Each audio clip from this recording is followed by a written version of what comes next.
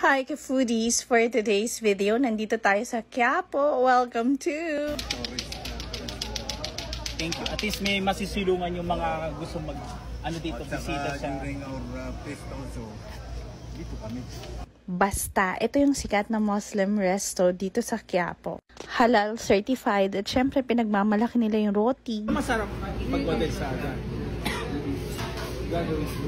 Ano mo siya kakainin? Yun na lang, hatiin mo lang. Hati-hatiin mo lang. Unleavened Ganun lang. Ganun lang yan. Unleavened bread. Pinagsasawsawan. Syempre may history muna and we were taught how to eat it properly kasi baka mamaya mali yung pagkain namin. So nagpaturo muna kami sa guide and then we tried at masarap naman siya. And so makinig pa tayo sa ibang marites nila tungkol sa tinapay. Wala siyang pang-palsa. Pag walang pang-palsa, unleavened bread. Yung kinakain ni Jesus Christ. Yan talaga yung pineplex nila sa amin at binabalikan nila. They call it parata or roti. Siyempre, aside sa bread, sinubukan din natin tong fish eggs. Pero ibang tawag nila dito.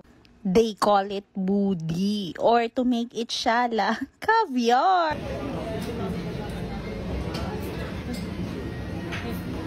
Sumubok din tayo ng ibang dishes. This is called udang or shrimp.